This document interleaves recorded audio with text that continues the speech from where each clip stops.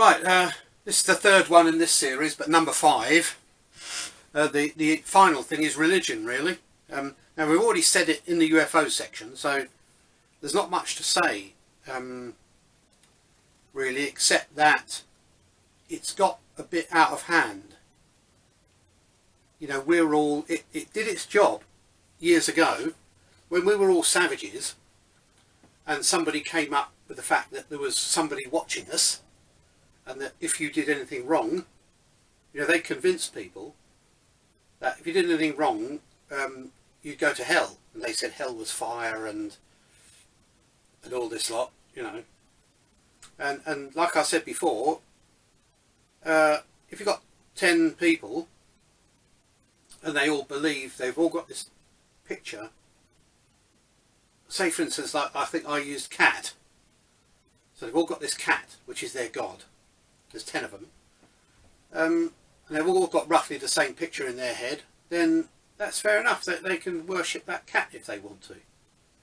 But they shouldn't, you know, they should all have the idea, not push it on people. That's one problem.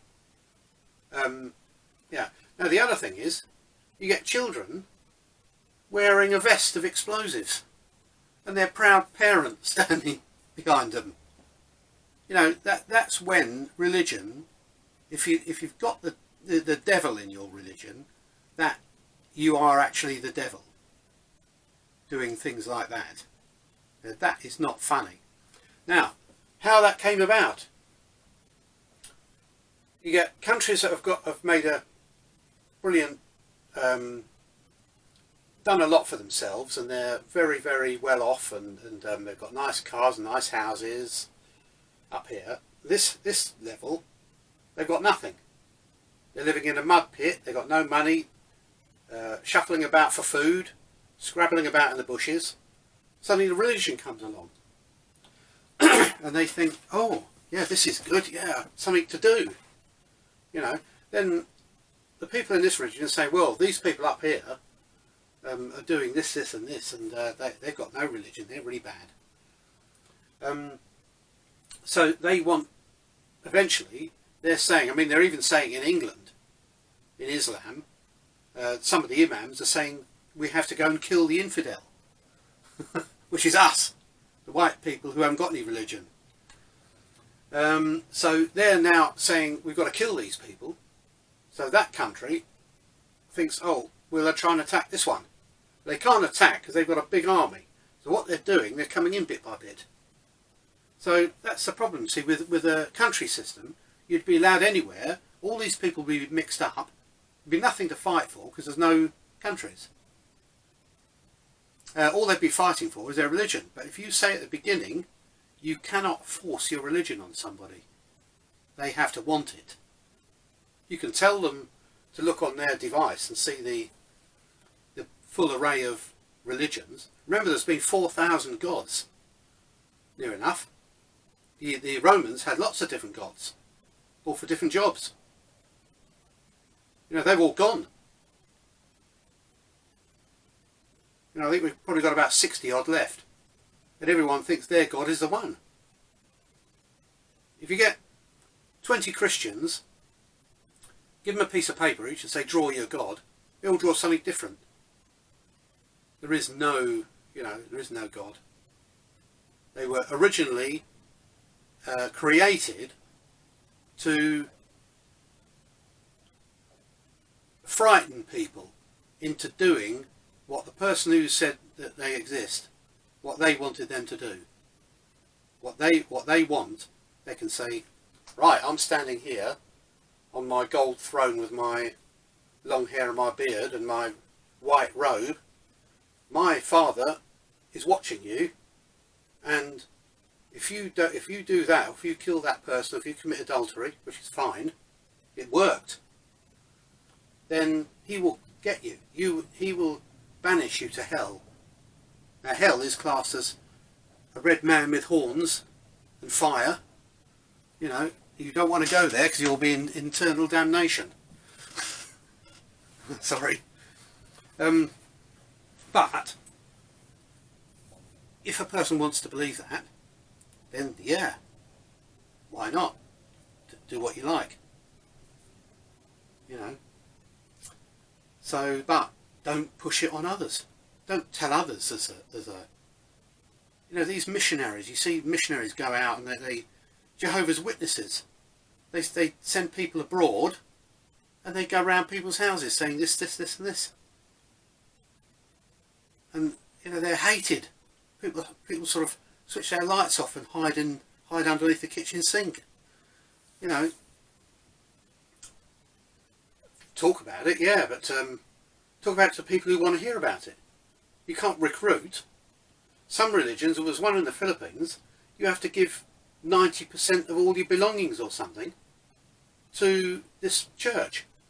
Now you're driving down this shanty, bad road, bad houses, tin houses, little kids all black, you know, all scrabbling for food. Suddenly you come around the corner, there's this incredible fence, this huge building all painted perfectly and everything. And that's the church. And it's because they've told the people who join it, sorry, but we've got to have all your money. You know, it's nice to have the church, but if you didn't have a money system or a country system, those people would be allowed anywhere, and that church, yeah, build it. Put it on the mobile, I want a big church. Everyone turns up, builds it. People who want to join it, fair enough. You know, just don't force. They've got to want to join it. Not be dragged by their parents. Oh, sorry, you know, you've got to do this. No. You wait till they're 18 and for them to decide for themselves. Doesn't matter whether you really, really believe, yes, I'm going to heaven, I'm going to meet God. You know, even if you really believe it, don't force it on other people. Tell them about it if you like. But these days people are ridiculed. It shouldn't be ridiculed. If you want to believe something, you believe it. It's when it affects other people. That's the problem. Like this person here, or this group of people, they think their religion should be the only one. They want all the others dead. That's when we get a problem. Is it not? And all the other religions are all peaceful, and they're all saying to the one who wants to kill them, oh, don't worry, your God will help you. You know. But they're still there. And then they kill people every now and again. You know, how many thousands of people? I know that Muhammad and his armies, what was it, over 200 million or something? Some terrific amount of people they've killed and countries they've invaded. But we don't need that system anymore. We don't need a country system because we're all intelligent enough to decide who has what and give stuff out. We should only be digging if somebody's asked for iron, then you go and dig it and give it to them. Smelt it and give it to them. You don't keep digging it and keep smelting it while there's people who don't want it. So, yeah. But the Romans, they all really thought there was a god of wind, a god of fire, a god of love. You know, it's very nice to have though. Like churches and even mosques, even though mosques seem to be made out of McDonald's and things like that, you know, old theatres and things like that. I don't know how they think they can pray in an old theatre. I don't know. But churches and mosques, you know, they should all be kept perfectly and preserved because they're all historic buildings, very nice to look at, give people pleasure, so they should all be, everything should be kept. You shouldn't have one religion thinking, oh, I'm going to take over, for instance, Islam takes over a British church, turns it into a mosque. I mean, that is going against every possible, even if an imam has been in there and said, right, this is now a mosque, I bless it, that's not enough, it's not good enough, it's been a church. So therefore it doesn't work. Then there's the thing, the bacon thing. Pigs are, because Muhammad or somebody said that pigs were dirty, they won't eat pig.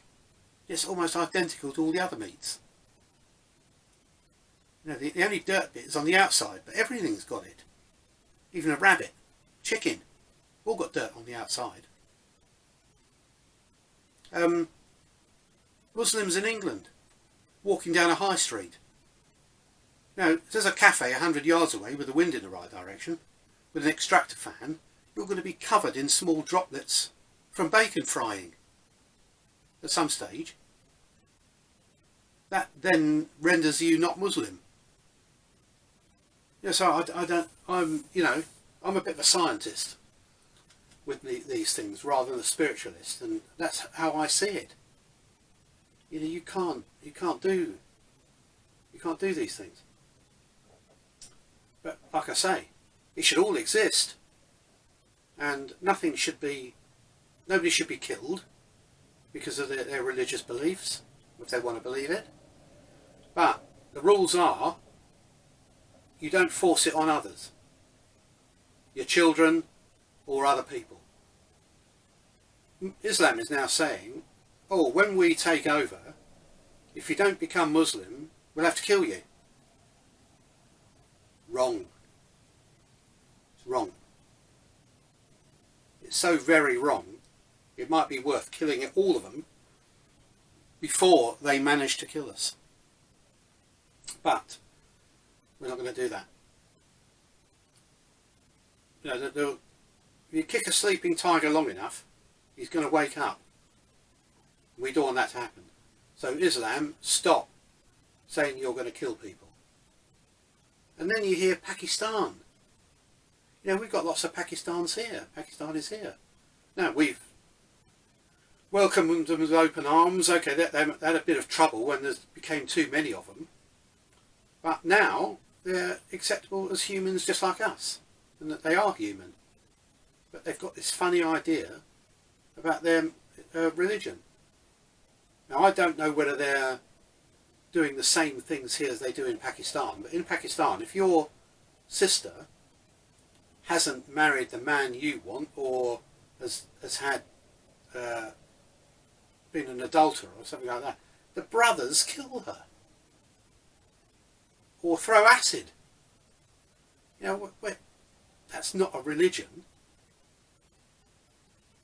That surely can't be in the name of a good God. That's disgusting.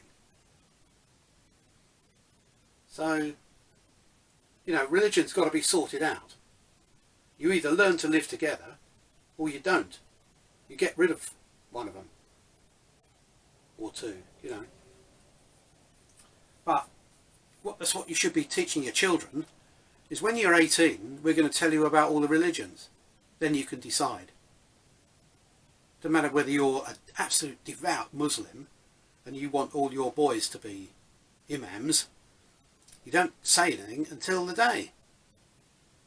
You know, that's just not right to force it down people's throats or down your children. Worst of all, down your children's throats. It's horrendous. So, yeah, so religion is a problem. We're all standing on one globe, and the way that some religions want is they only want their people standing on the globe, which can't happen. Just can't happen. You know, sensible thinkers now know why religions were formed, and they did a good job at the beginning. They did. They stopped people killing each other, doing bad. You know, but now we're all sensible and we all know those things. You know, so if there is still schools, the school children, at the moment, the things they're taught are sort of not right, sort of out of order, unnecessary, some of them. You know. And I've heard that Christian children are being forced onto the ground to pray like a Muslim. just to show how Muslims pray. None of that should be shown to children until after they've left school, or 18 or whatever. It can be a bit earlier if you like, but if they're really interested.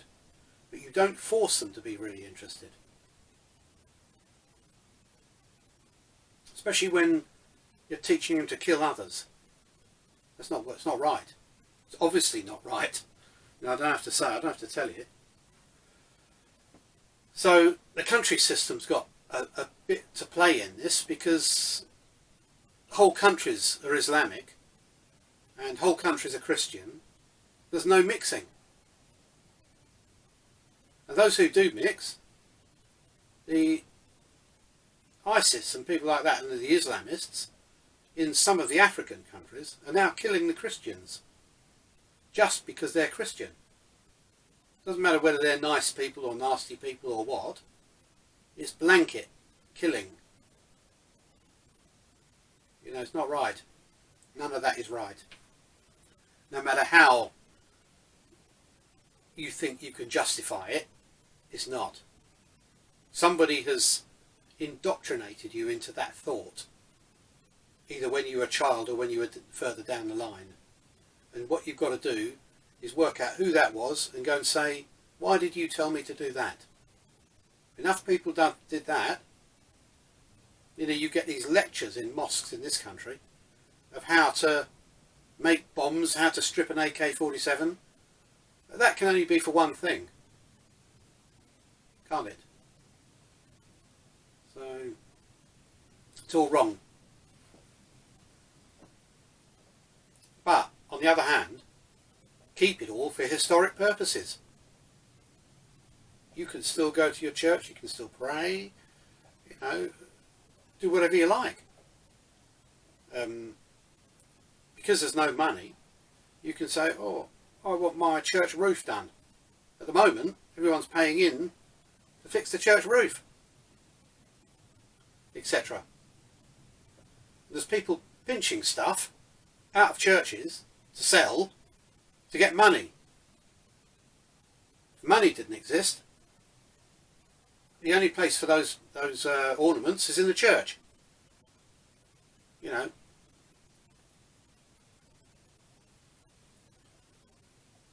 We're literally, you know, the trouble is, you see, how it was explained to me is, we've got this far to a thinking human being by going down a knife edge. Any deviation from that knife edge, we become extinct. Everything has to be right. The temperature, the amount of water, minerals. At some stage, this growing planet would have had to have been hit by something. Something containing a lot of water, because what exists on this earth can't exist with water when it first grew. So imagine that you have to be hit by something big enough to fill the oceans. So there's a lot of things that have to happen before life can form. And like I say, out of the billions and billions of suns out there with planets around them, there's only 450 really intelligent planets. So that just shows you. And lots have gone by the wayside doing what we're doing. So we got this far, and we've, you know, this religion, country system, money are all jumping off the edge of the knife edge. We've got to go down that knife edge. There's only one route through. So,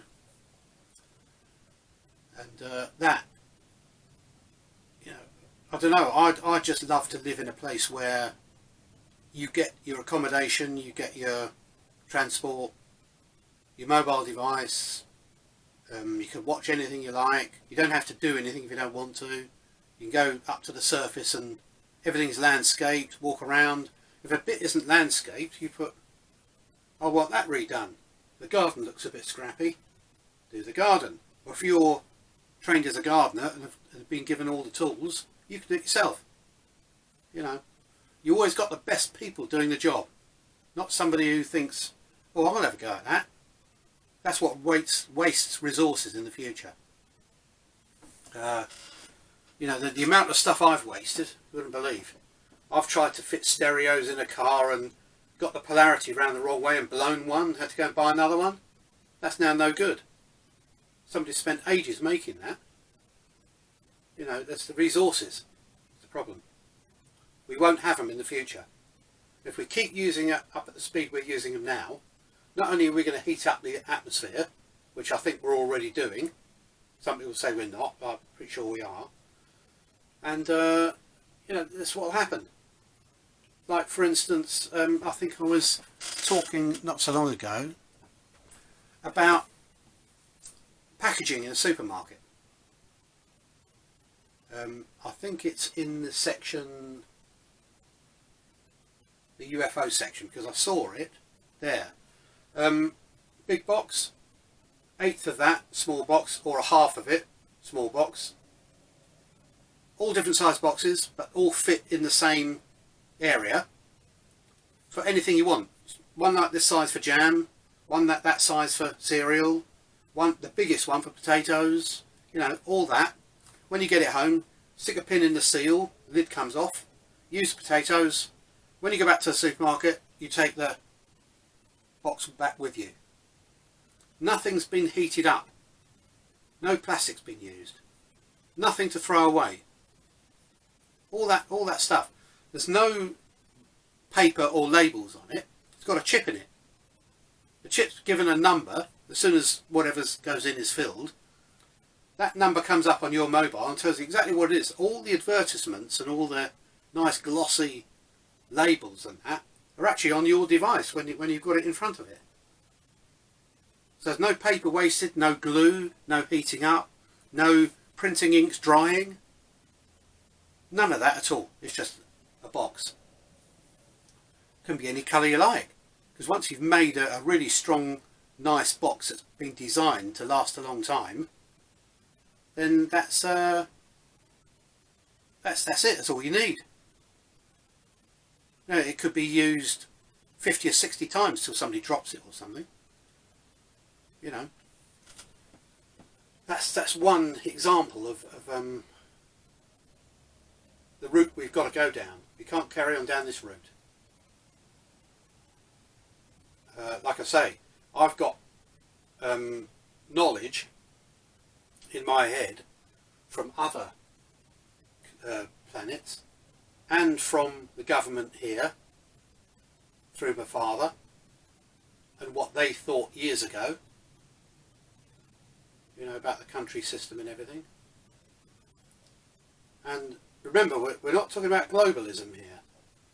Because there's no money and no rich people, globalism out the window.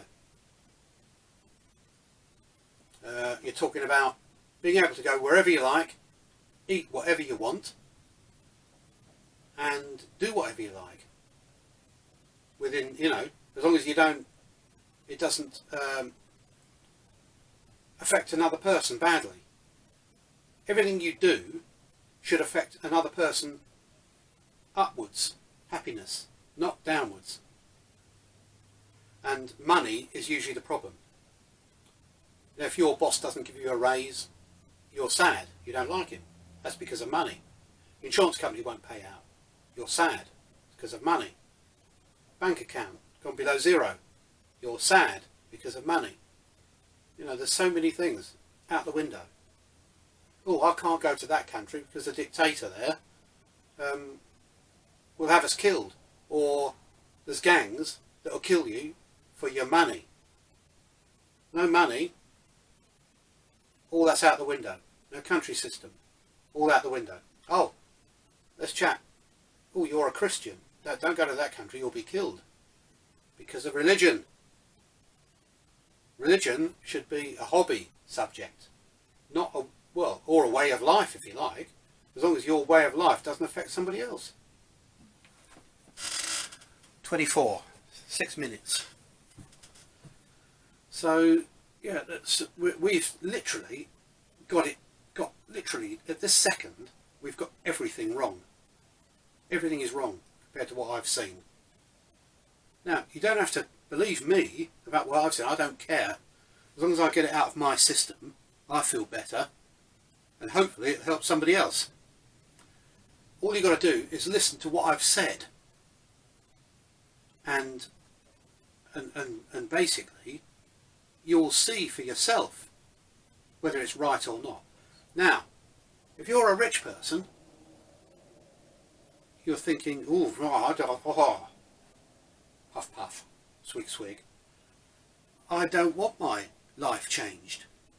That's because you're rich. That's because you're not thinking of anybody else down the line, below you. You know, just think, at the moment, you want to do up your house or something, and you've got money to do that. Oh, it doesn't matter, I've got plenty of money. Or I want to eat good food, I've got plenty of money. You don't need all that. You just put it on your system. I want French cuisine delivered tonight. Turns up at the door 10 minutes later, or in your buggy. You know, I want to go and sit on the beach. I've got enough money, or I can do what I like. I can go on 3 holidays a year.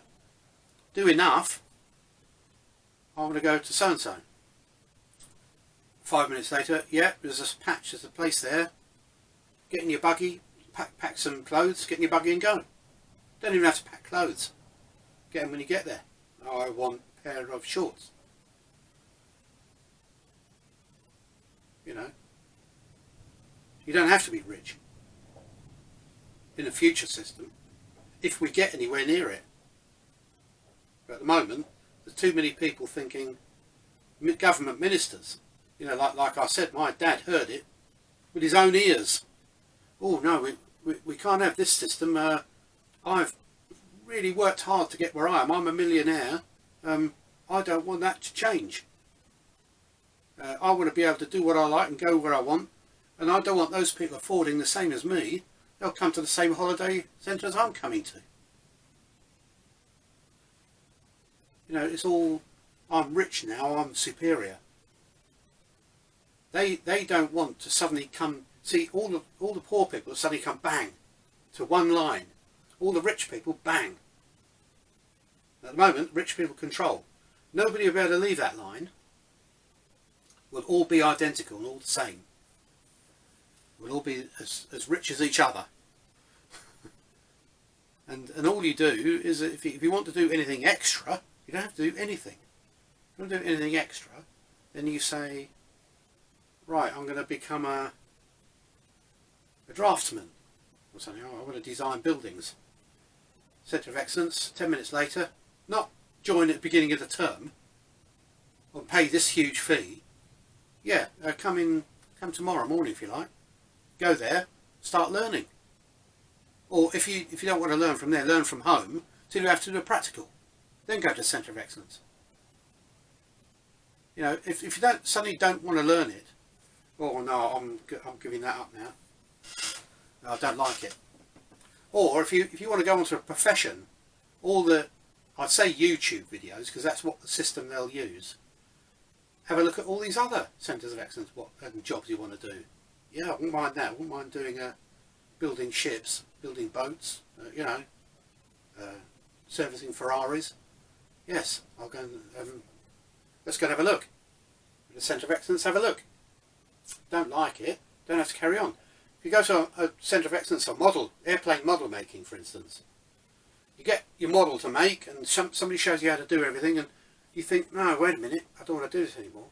You haven't got a shed full of model making stuff going rotten. That stays there till somebody else wants to take it over. At the Centre of Excellence. Don't waste any resources. It's all kept in exactly the conditions it's supposed to be kept in. 29. Right. So yeah, resources is the big problem as well. Nothing goes to waste. You just stand like this. If you want ornaments in your house, go to a Centre of Excellence for ornaments, look at them, check them. They'll bring you a display cabinet with ornaments in. The day you die, it doesn't all go down the tip. It goes back to the Centre of Excellence or to your next of kin.